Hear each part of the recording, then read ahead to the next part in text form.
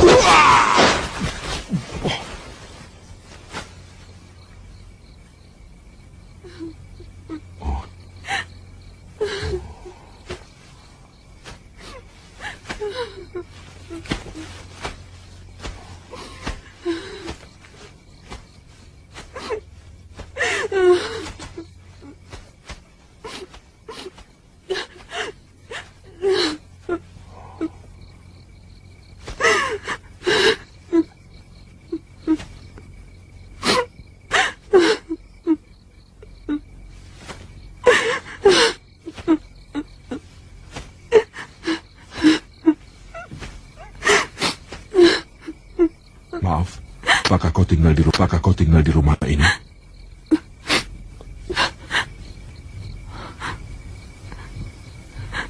Lebih baik Tuan segera pergi dari sini.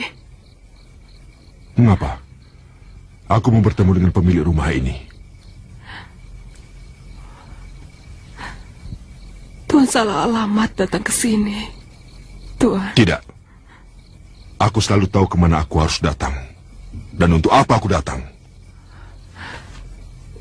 Tapi Tuan tidak tahu tata krama sebagai seorang tamu. Seseorang telah menyerangku. Dan aku yakin dia anggota keluarga rumah ini. Itu bukan urusanku. Silakan Tuan lewat pintu depan. Saya akan lupakan.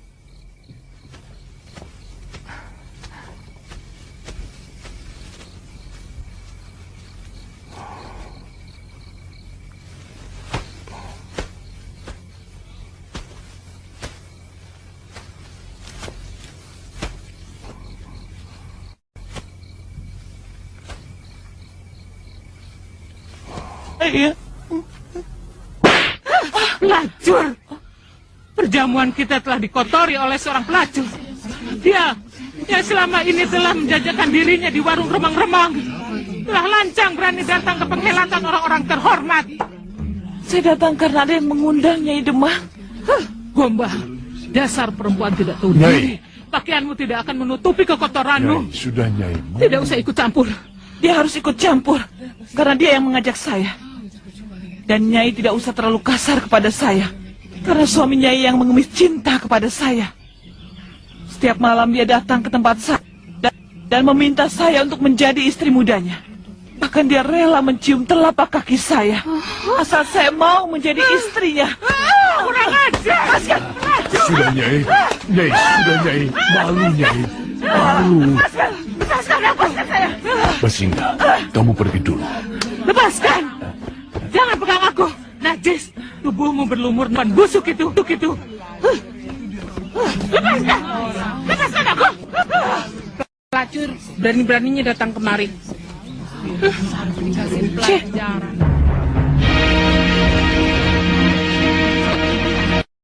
Terserah pada Tuan. Apakah saya salah kalau saya menyimpan dendam? Saya manusia biasa, Tuan. Punya perasaan, punya marah. Hanya Tuan yang menjadi harapan saya satu-satunya.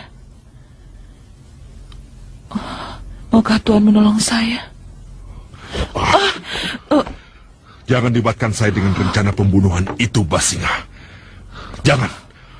Saya tidak akan melibatkan siapapun, Tuan. Ini adalah dendam saya pribadi. Saya mohon, janganlah Tuhan hancurkan harapan saya. Karena saya tidak bisa hidup tanpa harapan itu, Tuhan. Aku tidak mengerti maksudmu, Basinga. Saya mohon, Tuhan, janganlah membongkar rahasia ini.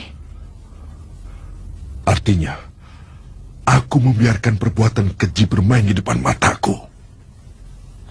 Sudah 2 kali Tuhan menolong hidup saya. Dan sudah sering kali kita bertemu dalam mimpi.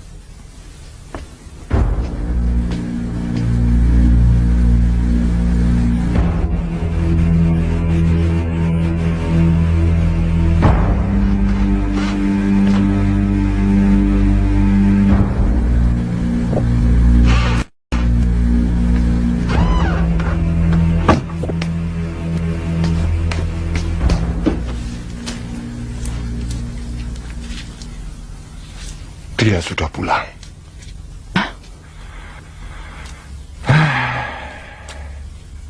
Saya cemas, Nyai. Anak itu punya kelebihan yang mengerikan. Dan yang saya cemaskan lagi, justru dia di rumah Kitemang Wirojoyo. Kamu tidak usah khawatir, Kakang Tembini. Dia boleh perkasa, tapi di hadapan Basinga, dia tidak lebih dari anak manis yang penurut.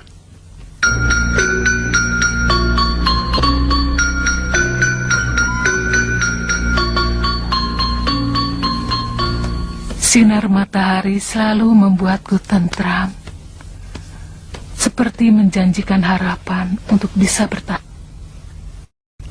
Bisul di dada masih terasa sakit, Bu? Seperti yang di leher. Tapi aneh, sekarang ini keduanya tidak terlalu nyeri seperti kemarin. Mungkin pengaruh obat balur dari Ki Dukun. Manjur juga ramuannya.